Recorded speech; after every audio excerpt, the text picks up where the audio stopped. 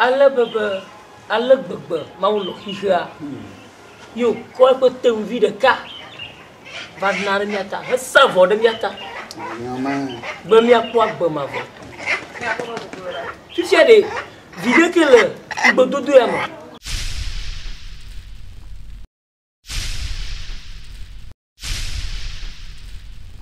Go mock pocket and go to them. And you burn, you have to go to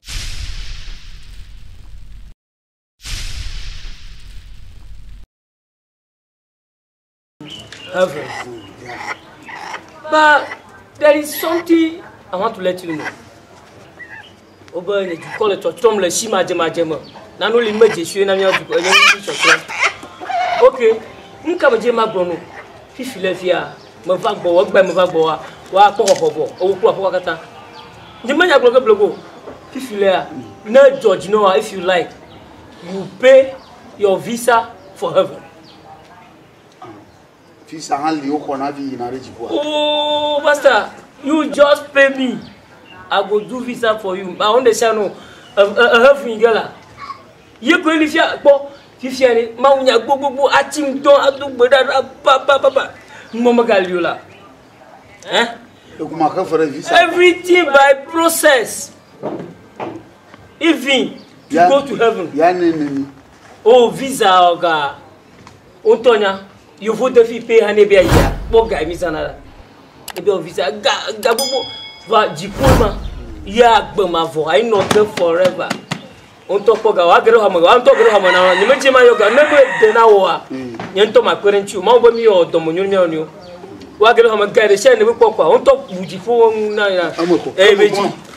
Oh, Jiga, the mouth visa no Jipo. I take Jiga from our nose or Comaka. Yagata Jipo.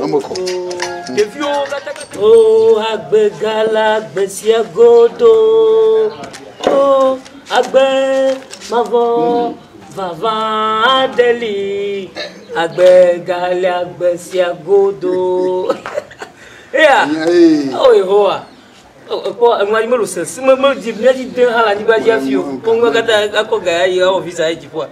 The much Massacre to us, a bunny, Jimo, Market, Maupa, Agbalam, Ma Abajagano, Abajagano.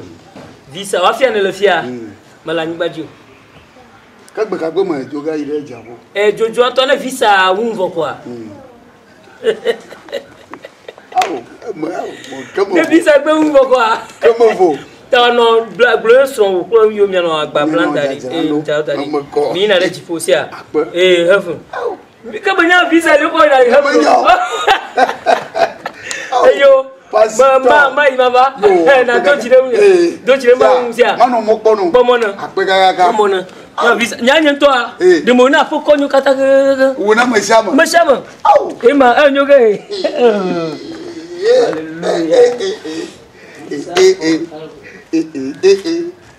My former is a this summer. Napato, I want to work Bonama, Macbo. I bet you talk Pamela. Leave boy. Yatepa. So. Ni loto na loto e makarema a blogo galamere bo ngewe hoy ayi la fama je pastor eva be office anene nye ida jifo pastor ye mayi aga hamala shinyo kwa ga uluri ono le poso amano ye mo ko da shirefia ayi visa ogenemi oh ye jifo ni bo ya peto go fikene selebo office akọ ijifo po pastor egbe oh iko unju ko ya na no ida pe makwa de viareva blobe nye pastor aw le badu grandeur quoi voir le pole jan makula utokotu me pe aje me visa ogan nye ka me mako flag ba ne ko visa na jipo ayo makula le don alo amajide ejiapo han amope ngba na gai ademi to ejipo ko wa fa ma ba pe maku la kentayina nya peto awumde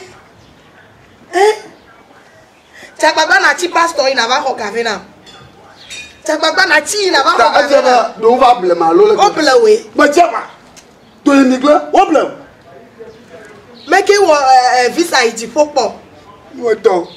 Obe na itete gbebe me tete de go eno na aba me no officer na ya ichi. Metolo. Obe nyana. Ti pastor ina ga na mro. Adachi ya kola me yo lo pastor.